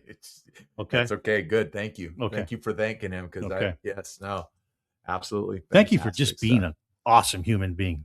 Yeah. Okay. Well, thanks for being nice to me. Yeah, that's what I mean. That's exactly what I'm talking about. Yeah, 30 years ago. Yeah. Yeah. No, listen, Mr. Perry, I'm sure you had 2020. He's a good-looking dude. You said, wow, this guy's attractive. Not in a bad way. Not in a bad way. Not in a weird way. No. And I'm not saying it's listen. No. Listen, I don't want to get in trouble with anyone, okay? He was probably saying, who is this guy here in the green shirt and the green shorts? Because that's what were you working for Taco Bell? No, I was working for S.E. Rykoff, and then we all wore right. that. Right. Well, they're not sponsors, so don't give them any time. Those were our uniforms. All right, we're gonna scratch that. So okay, we're scratching that. Jolly Green Giant out of here. Yeah, that's a weird instead uniform. He took 60 seconds to be very kind to me, and So anyway, all right. Best. We love you, Mr. Perry. Best bass player. Ooh, well, I mentioned Larry Graham earlier. I did. Is he the one? I don't know, and I don't go deep enough into Larry to say that. So I don't want to. I want to be very fair, and I don't want to be phony. But from the guitar, the bass players that I am very familiar with. Look, you'll get guys like. It's always a popularity contest, and guys get forgotten about, or they don't make lists because they just don't have that big name, or they didn't have their picture in Circus Magazine and all that kind of stuff, or Hit Parader or whatever. And, so they don't get the recognition that they deserve, but there's so many out there, and pick one. I know I need to, but I mean, like I brought up Ross Valerie, and Ross Valerie was with the Steve Miller Band before he joined Journey, and absolutely fantastic. All of the members of Kiss are so absolutely, completely underrated as far as musicians, players. They're always told, "Oh, it's more about what's the show." That's what everybody was told. But if you break stuff down and you listen to stuff, you hear so much stuff that you're just like, oh, okay, I get it now. And you know what? They were wrong, and Ben was right. But they made a hell of a lot of money with the show. Yeah. So Yeah. they Yeah, didn't of do too course. Of shabby. course. So let me think about this bass. So many. Okay, I'm gonna tell you one guy All right, because here I we go. have seen him. Here we go. Finally. I have seen him perform live, All right. and he was dynamite. Okay. And I mentioned it with Larry Graham. He played Slap. Yes, and you're not even gonna believe the name I'm gonna give you. Randy Jackson. I just saw something about Randy Jackson Randy yesterday. Jackson. Randy Jackson. Yeah, Randy Jackson. So who is Randy Jackson? And Randy Jackson is the same Randy Jackson, Yo Dog from Yeah. American Idol, okay? But who is he? Randy Jackson is and The was baby? no. He's not a Jackson. He's not from the Jacksons. Okay. Not that Randy Jackson. Okay. Randy Jackson was a session musician in the 80s and even beyond, played with a lot of different people. In 1986, Randy Jackson was in Journey. Journey. That's right. Yep. He, due to whatever drama went on within Journey, Ross Valerie and Steve Smith were no longer part of the band. The band became Steve Perry, Jonathan Cain, Neil Schon. I remember. They put out Raised on Radio. They used some session musicians, studio musicians to finish out the album and all that kind of thing. But when it came to the tour, they put out, they brought in, I always want to say Dan Baird, and it's not Dan. It's Mike Baird on drums and Randy Jackson on bass. And this is Randy Jackson had his hair all high and tight and flat top. And he brought the funk. Yes, he did. And if you people go watch this video, how does everything get back to Journey today? I don't know, but go watch this video. We love you, Mr. Perry. It's Journey. Girl Can't Help It. It's the video for Girl Can't Help It. It's a lot. Girl Can't Help It. She Needs More. Or yeah, hasn't found what he's looking for. They're still standing in the rain. He can't help it because she's just that way. But Baby Mickey music, folks. That actually is a really good one. Randy, really, I mean, great singer too. Great singer. Personality. And he was so very colorful in that video too. Yep. Those 80s colors, those bright pastels and everything. But towards the end of the song, there's Neil's doing his guitar solo, and then Randy steps up and he starts giving the funk on that, and you see him slapping that. And and I got to see that live. So good. So yeah, I'm gonna say Randy Jackson. Great pull. Yeah. Before you answer this, I'm going to tell you mine. Okay. Best lead guitar. For me, it's tough, but it's simple. God rest his soul, Stevie Ray Vaughan. That's mine for a million reasons, but way too early. Yeah. Way too soon. Helicopter. Yeah. Crash, folks. Lost his life, but wow. What a talent. As he was peaking. Ascending. Right as he was peaking. Yes, absolutely. Oh man. Yes. Yeah. I mean, you want to hear a man who was possessed with a guitar in his hands. That was Stevie Ray Vaughan. And you want to listen to some great guitar work by Stevie Ray Vaughan? Pick up David Bowie's Let's Dance album. That's Stevie Ray Vaughan all over that album. All over that album. And that's not even his best stuff, but but listen to the guitar work in that. It's just so good. So Ben and I have talked about this countless times that, some of these people while they were coming up were musician players or big, huge folks in the business. Yeah. And you don't really know. I didn't know that. Yeah. And until something pops up. And the more I talk with Ben, AI, we talk and everybody's listening, folks. So it comes up on my what do you call it? The feed or whatever. Oh yeah. It just comes up, and I was talking to him like 5 minutes ago, and oh shoot, okay, all right, I didn't know that, but they're out there, folks. That's all I'm saying. No, Okay, yeah, best no, lead Steve, guitar. I've maintained this for a long time. I have 1 and 1A, so I can interchange them. But Steve Lukather from Toto, Neil Schon, they're 1A. I can't even choose between those two. Neil Schon, man. And both of those guys are so vastly underrated. Neil Schon obviously has a much bigger name because of the Journey brand. Now, let me ask you this. I don't mean to interrupt you, but let me ask you this. Okay. Why do you think they're underrated? Because some other people in the band overshined them, overshadowed them? No. Or they just didn't No, I think in this case, okay. Like I know Neil Schon. I mean, I don't know him, but obviously, but I know the name. Yeah. I know he was great, but nobody was greater than Steve Perry in mine. Right. And I don't think Steve Perry's talents overshadow Neil Schon's talent as a guitar player. Because you can only listen to one thing at a time. Or Steve Lukather, that kind of thing. And I'm going to explain. I'm going to put it this way. Okay. Remember when we grew up? Remember the music we talked about, that 25-year period. Ben's much older, by the way. Go ahead. We've talked like 3 years. That's 21 years in dog life. I knew he was going to say that. I knew he was going to say that, and I was ready to pull that trigger. Okay, so we talked about that window, and we talked about that absolute sweet spot of that window being those 15 years. Who are some of the guitar guys? Jimmy Page, Carlos Santana, Jimi Hendrix was already dead. Yeah, okay, but it was like it's still alive. But his legacy lives on. Okay, so those Chuck three. Berry. Now, who comes in 1978 and wrecks all of that? Eddie Van Halen. Okay, I got a great story on a later, different podcast, but I got a great story on that. So just those guys right there. Okay, just take that right there. Those guitar heroes, and they're going to completely overshadow anyone else. Changed everything. You know, especially Eddie. Eddie revolutionized the way guitars were being played after that, you know.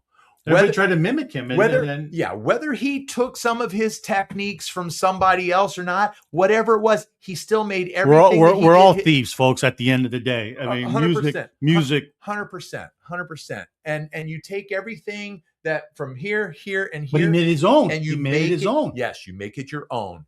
And he did, like I said. So he changed it. He changed the way guitar was played and the way it sounded too.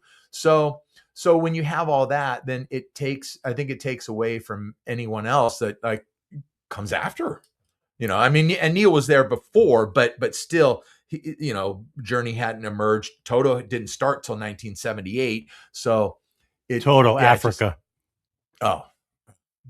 Killer. So I know enough to make me dangerous, folks, but just barely. So I think that's why guys like that, and even Stevie Ray Vaughan, even though Stevie Ray Vaughan got a lot of recognition, but he may have gotten a lot more had his career not been so short. 100%. Yeah. So Eddie Van Halen was a perfectionist, by the way. Well, first time, and then you have his brother Jimmy Vaughan. Come on. Oh, he's still. Yeah, he's still alive, and he's playing. Probably still hangs around in Texas all the time playing, you know. But so that's why I think that's why these guys get overshadowed and don't get the recognition that maybe they justly deserve. Yeah. So okay, I think when you break, like I said, it's listening. It's not hearing, it's listening. We're gonna trademark that at the Ben Maynard Program. All right. So go ahead. Drummer.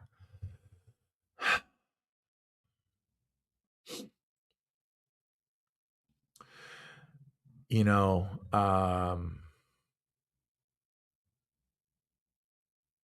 there's so many just like iconic, just like with guitarists, you know, so many iconic drummers. I get it. It's hard to pick. It truly is hard to pick. But I think I'm going to say this, and I'm going to say this because I'm going to bring up a name that no one's going to know. And he's not a Neil Peart or any. No, he's not. He's not a Neil Peart, but he is a John Bonham. Okay, and first, God rest his soul. In the 70s, they actually looked a lot alike, and his nickname was the Bear, and it's Lee Kerslake from Uriah Heep. And he hit hard like John Bonham, played vicious like John Bonham, and kept the band on time and in tune and straightened out, and like John Bonham. So he was probably wasn't, because you take John Bonham, like Moby Dick, that's his moment to shine, and that's it's his shining moment. In the studio, Lee didn't have that moment, but he did live. He had those moments. So we talked about Gypsy being on my top 10. There's that song where he just shines. There's another song, Circle of Hands. That's a live song, shines there, and you can hear all the stuff. And yeah, probably Lee Kerslake. Yeah. Okay. Rest in peace, Lee. He passed away a few years ago. Yeah. So that's a little surprising. It's a little surprising. Yeah, but not overly surprising. But not a big name, right? If you will. Absolutely. Okay. Absolutely. All right. Pianist. You don't dabble in that? No, but see, you probably got to go somebody like, honestly, like Billy Joel or Elton. I was going to say the Piano Man. Yeah. I mean, come on, and I love Billy Joel. I love Billy Joel. So I probably have to go Billy Joel. Yeah. That's I think of a piano and I instantly go to him. I mean, the two biggest ones obviously are going to be Elton and Billy. Yeah. I mean, but I probably got to go Billy. Yeah. That's awesome. Fantastic songwriter, and I guess the big difference is I mean, both fantastic singers. Billy wrote the lyrics also, where Elton didn't. Elton wrote all the music, and then Bernie wrote the lyrics. But Billy did it all as well. Billy wrote lyrics. Billy wrote music. Billy played the piano. Billy played guitar. But yeah, you got to go Billy. All right. All right. So wait. Hey, can you call out your favorite Billy Joel song? Now I'm asking the questions here. Yeah, that's not really part of the program. So we're going to keep it moving along. Well, I'll tell you my favorite Billy Joel song, because I don't even have to think about it. It's Allentown off of the Nylon Curtain. Yeah. There's something about that song, and every time I hear it takes me back to being to being a senior in high school. The album came out in back half of 1982, and that was the second single. Ben's old. Yeah, he is. And that was the second single. The first single was Pressure. Great song. And the second song was Allentown, and I just love the train hissing, or the steam hissing, not train, steam hissing in the beginning of the song, the little work whistle, 5 o'clock work whistle, the factory whistle, okay, it's 5 o'clock, time to check out. So where's Allentown? Allentown's in Pennsylvania. So it's a steel worker? Yes, that's exactly what it's about. It's exactly what that song is about. It's about the steel worker and the steel industry and going away and stuff. And it's a fantastic song. Love that song. So anyway, nice. Got off on a tangent. No, that's fantastic. That's great. That's why we're here. Oh man. All right, now I'm gonna throw something at you. This may be a curveball. Curve or screwball? It's probably gonna be a changeup, actually. Oh, I better keep my weight back. Okay. I want to know what you think. Okay. I want it raw. Yeah. I want. Don't think. Okay. Try not to. Benny and the Jets. I hated that song for many years, but it's a brilliant song. It's a really good. I love it. I do, and I'll tell you why I hated that song. Okay. Because being, I think that song came out around 72, 73, something like that. But I'm like 9, 10, 11 years old, and people are running around. That piano, man. It's fantastic. That piano groove is so good. It is so good.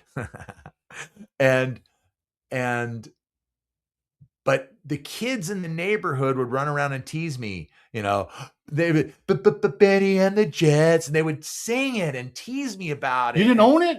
I didn't. Not when I was 9-10 years old. I own it now. Yeah. You know, I've owned it for the last 30 years, 40 years, but back then, no, I couldn't, and I hated it. But I do. No, that is a fantastic song. It is. You know, just you know, look, people are saying like, hey, you know, where's your jets? And I'm like, hey, Candy's right there and Ronnie's right there. Those are my jets. So boom, there you have it, folks. yeah. All right. Now we're gonna go to the back of the studio for a second. Okay. All right. Okay. Where are we right now? Are we in the back half of the studio? Yeah. Okay. Best sound person that you can give. Back of the house. To. Back of yeah, the house. I meant back. Yeah. Back of the house. Yeah. You know, doesn't get seen, obviously. Yeah. But you got to say, man, you know, this person. That I don't know. I don't know enough back of the house. Like, I mean, if you ask But you know when it's good. Yeah. And if you ask me about producers and stuff like that, I could tell you some of the producers that I think have done a fantastic job. Like who? Depending on the band, but you know, producers with some big name recognition. And there's a reason why you have a big name being a producer, is because you do good work. Good hits. You put out good stuff.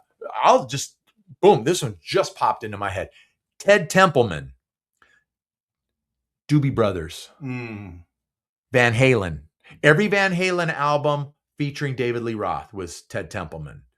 And then all those Doobie Brothers albums in the 70s and into the 80s and stuff. I mean, what a great sound the Doobie Brothers had. What a great band. You know what I think of when I think of the Doobie Brothers?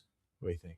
Bunch of cool dudes getting high and making great music. No, I don't know if they did that all the time, but they probably did. Yeah, you know, there's some. I've heard some things how the Doobie Brothers came the name. Yeah. Okay. Yeah. But I just think they were just like cool cats, man. Just like good friends, great music. Yeah. Living life, getting high. And another example of just fine musicianship, not big names. The biggest name obviously is Michael McDonald, who Michael McDonald wasn't an original member of the Doobie Brothers. He didn't come in until like what a voice. The fourth or fifth album. What a voice. Yeah, absolutely. Bob Seger-ish. But very soulful. Just a lot of soul. I just threw Bob Seger on you. You did throw Bob. You Mr. Detroit, and you ran right past it. Well, I was finishing my thought on Michael McDonald, but Bob Seger, Americana. Detroit? Americana right there, you know. And I did about, I don't know, a little over a year ago, I did a Bob Seger episode. I featured some of his albums, and I did a top 10 list, and nobody watched it. You know, nobody listened to it, but Bob Seger, man. That's all changed now. We got a million subscribers, folks. Yeah, sure. So, but Bob Seger was absolutely just killer, you know, good stuff. And like I said, Americana, and just down home, like rock and roll, you know, just soulful. Yes. And very soulful, and a great spirit and a voice that it sounded like he, you know, swallowed razor blades, but man, did smoked 2 packs of cigarettes. There you go. Maybe it was 2 packs of cigarettes. Yeah, maybe it was drank a fifth of Bacardi and got on the mic, folks. Yeah, maybe it was the smoking that did that. But yeah, but that's what made his voice though. You know, it's Bob Seger when he sings. That's it. Yeah, that's what made his voice. Okay, I'm gonna throw it at you then. I'm asking the question again. All right. Favorite Bob Seger song? Because I already know mine. Boom. I have it. Had it for years. It's an awesome. I can't song. pick. I honestly can't pick. Yeah. Because I listen to him almost every day. Yeah. Almost every day. On the drive to work, I have my Pandora list and Bob Seger. Bob Seger. Yeah. Yeah. It's just. There's a lot of good stuff. You know. So I can't. I'm just gonna say. I'm gonna take the cheap way out. I can't. I just all of it. And he had a fantastic band too, the Silver Bullet Band. Okay, fantastic band. The first few albums that his album with the train. Yeah, The first few albums he didn't actually use the Silver Bullet brand because like the musicians were kind of changing in and out a little bit. But I think it was around the fourth album that's when he stuck to Bob Seger and the Silver Bullet band, and then they got their recognition too. But great singers. Just listen to like harmonies and stuff. And what's really cool is you have like, okay, you know, Bob Seger, the Eagles. But here's where I'm going with it. You have like James Taylor, J.D. Souther, Michael McDonald. All these guys were like all friends, and they were all working together, and they were all singing on each other's albums and that kind of stuff. It's amazing. It's amazing when you when you go deep and you listen to this stuff to pick all that out. So, folks, we left out some of the best women in the business, okay, and that's for a reason, because we'll come at that at a later show. But Okay, because there are some uber talented women. no question. Last year, No question. we were celebrating my brother's Ed Sanchez's anniversary of his passing. Mm-hmm. God rest your soul, big brother. And we went to go see Joan Jett. Now his brother, which I went to high school with, Yeah. was plastered. I was with my buddy Anthony Sanchez, high school buddy. Hav got plastered. Oh, plastered. Did he really? Plastered. Wow. It was hilarious. Haven't seen that since our senior year in high school.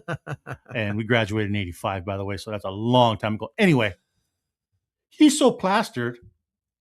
He's on Facebook telling everybody we're watching Pat Benatar. It's Joan. And it's Joan Jett. Wow.